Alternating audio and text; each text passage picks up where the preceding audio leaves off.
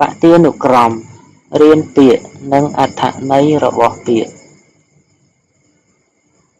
កដាក់អស្តាអានថាកនិនេះជានិបាតសព្ទ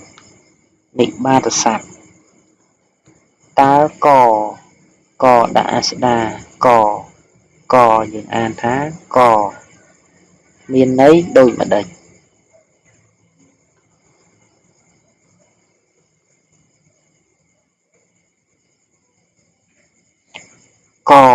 ក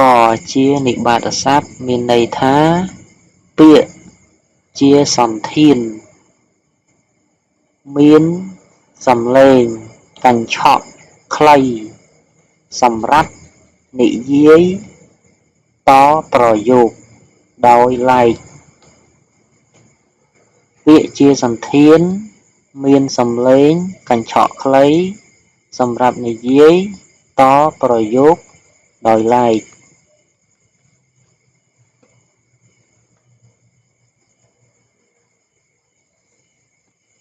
ឧទាហរណ៍អ្នកក៏ទៅខ្ញុំក៏ទៅធ្វើដូច្នេះក៏បានរបស់នេះរូបក៏ល្អតម្លៃក៏ថោកអ្នកក៏ទៅខ្ញុំក៏ទៅ